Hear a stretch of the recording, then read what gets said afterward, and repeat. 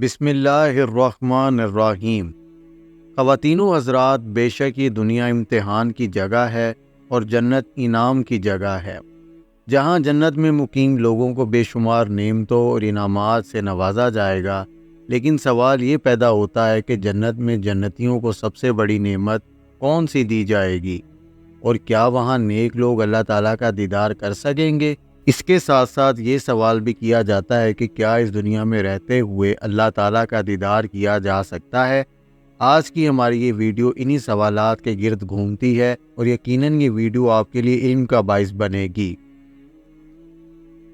معزز خواتین و حضرات، سب سے پہلے اگر ہم اس دنیا میں اللہ تعالیٰ کو دیکھنے کی بات کریں تو عقلی دلائل اس بات کی گواہی دیتے ہیں کہ اللہ عز و جل کو ہرگز انسانی آنکھوں کے ذریعے نہیں دیکھا جا سکتا، کیونکہ آنکھیں تو کسی چیز کے جسم کو یا چیزوں کی کیفیت کو دیکھ سکتی ہے، لیکن جس چیز کا کوئی جسم نہ ہو بلکہ اس میں جسم کی کوئی کیفیت بھی نہ ہو تو اس چیز کو آنکھوں کے ذریعے نہیں دیکھا جا سکتا۔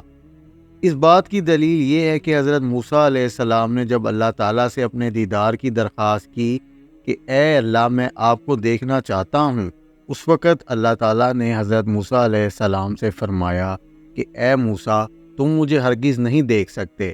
سوال یہ بھی کیا جاتا ہے کہ ایسا کیوں ہے، ہم اللہ تعالیٰ کو کیوں نہیں دیکھ سکتے؟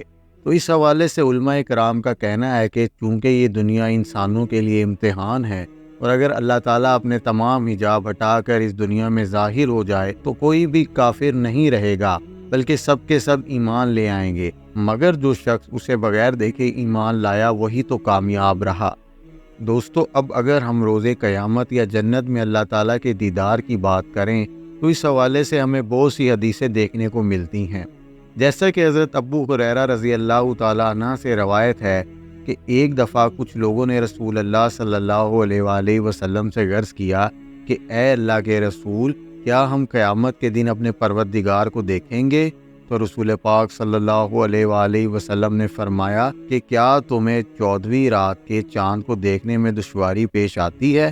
انہوں نے عرض کیا کہ اے اللہ کے رسول صلی اللہ علیہ وآلہ وسلم، نہیں۔ آپ نے پھر پوچھا کہ جس وقت بادل نہ ہو کیا تمہیں سورج دیکھنے میں دشواری پیش آتی ہے؟ انہوں نے فرمایا کہ نہیں۔ تو رسول پاک صلی اللہ علیہ وآلہ وسلم نے فرمایا پھر تم اسی طرح اپنے رب کا دیدار کر سکو گے۔ اللہ تعالیٰ قیامت کے دن لوگوں کو جمع کر کے فرمائیں گے جو جس کی عبادت کرتا تھا وہ اس کے ساتھ ہو جائے، جو سورج کی عبادت کرتا تھا اور جو بتوں اور شیطان کی عبادت کرتا تھا وہ اسی کے ساتھ ہو جائے گا۔ آپ صلی اللہ علیہ وآلہ وسلم نے فرمایا کہ اللہ تعالیٰ ایسی صورتوں میں ان کے سامنے آئے گا جن صورتوں میں وہ اسے نہیں پہچانتے ہوں گے۔ پھر وہ کہیں گے کہ ہم تو اس سے اللہ کی پناہ چاہتے ہیں، ہم اسی جگہ ٹھہرتے ہیں۔ پھر جب ہمارا رب آئے گا تو ہم اسے پہچان لیں گے۔ پھر اللہ تعالیٰ ان کے پاس ایسی صورت میں تشریف لائیں گے جسے وہ پہچانتے ہوں گے، اور فرمان ہوگا کہ میں تمہارا رب ہوں، جس پر جواب دیں گے کہ بے شک تو ہی ہمارا رب ہے، اور پھر سب ایمان والے اللہ تعالیٰ کے ساتھ ہو جائیں گے اور جہنم کی پشت پر پل صراط سے گزریں گے۔ رسولوں کے علاوہ اس دن کسی کو بات کرنے کی اجازت نہیں ہوگی، اور رسولوں کی بات بھی اس دن یہ ہوگی کہ اے اللہ تو سلامتی رکھ۔ اس کے بعد پھر جزا اور سزا کا معاملہ ہوگا۔ خواتین و حضرات، ایک اور حدیث میں آیا ہے کہ جب تمام جنتی جنت میں اپنی اپنی جگہ پہنچ جائیں گے تو اللہ تعالیٰ کا فرمان ہوگا کہ جو کچھ تمہیں عطا کیا جا چکا ہے اس سے زیادہ تم مجھ سے کچھ چاہتے ہو؟ جنتی یہ سن کر عرض کریں گے کہ اے ہمارے پروردگار، کیا آپ نے ہمارے چہروں کو روشن اور منور نہیں کیا؟ کیا آپ نے ہمیں جنت میں داخل نہیں کیا؟ کیا آپ نے ہمیں دوزخ کی آگ سے نجات نہیں دی؟ لہٰذا اتنی بڑی بڑی نعمتوں سے بڑھ کر اور کیا نعمت ہو سکتی ہے جو ہم آپ سے مزید طلب کریں؟ حضور اکرم صلی اللہ علیہ وآلہ وسلم نے فرمایا کہ تب حجاب ہٹا دیے جائیں گے اور جنتی ذات اقدس کی طرف دیکھیں گے جو کہ صورت و جسم سے پاک ہے۔ اس وقت معلوم ہوگا کہ اہل جنت کو ایسی کوئی نعمت نہیں عطا ہوئی جو کہ پروردگار کی طرف ان کے دیکھنے سے زیادہ پسندیدہ ہو۔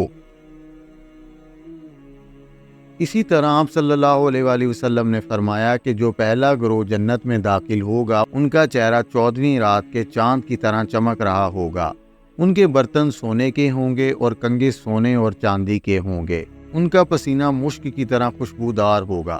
ہر جنتی کو 2 بیویاں ملیں گی اور وہ حسن و جمیل ہوں گی۔ ان کے دلوں میں اختلاف اور بغض نہیں ہوگا۔ سب کے دل ایک طرح کے ہوں گے اور وہ صبح و شام اللہ تعالیٰ کی تسبیح بیان کریں گے۔ دوستو، اب ہم کچھ ذکر جنت کے پھلوں کا کرتے ہیں، جس کے بارے میں قرآن پاک ہمیں یہ بتاتا ہے کہ جنت کے پھل کبھی ختم نہیں ہوں گے۔ وہ ہر وقت جنتیوں کے بس میں ہوں گے اور بلا روک ٹوک ملتے رہیں گے۔ جنت کے درخت پھلوں سے ایسے لدے ہوئے ہوں گے کہ ان کی ڈالیاں پھلوں سے جھکی ہوئی ہوں گی، اور جنتی لوگ جو پھل چاہیں گے حاضر کر دیا جائے گا۔ قرآن مجید میں بہت سے پھلوں کے نام کے ساتھ ذکر فرمایا گیا ہے، مثلا انگور، کھجور، انار، کیلا، بیر وغیرہ۔ اور یہ بھی کہا گیا ہے کہ دنیا سے ملتے جلتے پھل جنتیوں کو کھانے میں دیے جائیں گے، جیسا کہ اللہ تعالیٰ کا ارشاد ہے کہ اے پیغمبر صلی اللہ علیہ وآلہ وسلم، جو لوگ ایمان لائے اور نیک اعمال کریں انہیں خوشخبری دے دو کہ ان کے لیے ایسے باغ ہیں جن کے نیچے نہریں بہتی ہوں گی۔ ان باغوں کے پھل صورت میں دنیا کے پھل سے ملتے جلتے ہوں گے۔ جب کوئی پھل انہیں کھانے کو دیا جائے گا تو وہ کہیں گے کہ ایسے ہی پھل اس سے پہلے دنیا میں ہم کو دیے جاتے تھے۔ ان کے لیے وہاں پاکیزہ بیویاں ہوں گی اور وہاں وہ ہمیشہ رہیں گے۔ واضح رہے کہ ناظرین، جنتیوں کی خدمت میں کھانے کے لیے صرف پھل ہی پیش نہیں کیے جائیں گے، بلکہ ان کی خدمت میں پرندوں کے اور دیگر ہر قسم کے گوشت بھی پیش کیے جائیں گے، تاکہ جس گوشت کو وہ پسند کرے وہ کھائیں۔ محترم ناظرین، اب ایک نظر جنتیوں کے لباس پر ڈالتے ہیں، کیونکہ کھانے پینے کے بعد اہم ترین ضرورت لباس ہوتی ہے۔ جنت میں لباس اور دیگر پہننے کی چیزیں بھی اللہ تعالیٰ کی طرف سے عطا کی جائیں گی۔ دنیا میں اللہ تعالیٰ کی اس نعمت کی ایک چھوٹی سی مثال ہمارے کپڑوں کے علاوہ ہمارے سر اور پلکوں کے بال وغیرہ بھی ہیں، جن کا کوئی نیم و بدل نہیں۔ جن لوگوں سے یہ لباس سن جاتا ہے، اس نعمت کی قدر انہی سے پوچھیے۔ اس طرف بھی نگاہ جائے کہ اس دنیا میں پرندوں جانوروں کو کیسا حسین لباس رب نے پہنایا ہے۔ جنت و نعمتوں بھری ایسی بڑی سلطنت ہے جس کو پانے والا ایسی بہترین زندگی گزارے گا کہ دنیا کی کسی بڑی سے بڑی سلطنت کے بادشاہ بھی اس کا تصور نہیں کر سکتے۔ جنتی لوگ ریشم و اطلس کے لباس پہنیں گے اور انہیں سونے چاندی کی کنگن پہنائے جائیں گے اور ان کو ہیرے موتیوں سے آراستہ کیا جائے گا۔ اسی لیے نبی کریم صلی اللہ علیہ وآلہ وسلم نے فرمایا کہ جس مرد نے دنیا میں ریشم اور سونا پہن لیا، آخرت میں اس سے محروم رہے گا۔ دعا ہے کہ دنیا میں اللہ تعالیٰ ہمیں ہر اس کام سے دور رکھے جو کہ اللہ تعالیٰ کو ناپسند ہوتا ہے، اور ہم اس کی ناراضگی سے بچیں اور روز قیامت اس کے سامنے سرخرو ہو سکیں۔ آمین۔ ناظرین، یہ تھی ہماری آج کی ویڈیو۔ اگر آپ کو ہماری ویڈیو پسند آئی ہو تو ضرور لائک، کومنٹ اور شیئر کریں، اور اگر آپ چینل پر نئے ہیں تو بیل آئیکن کو پریس کر لیں تاکہ ہر آنے والی ویڈیو آپ تک پہنچ سکے۔ شکریہ۔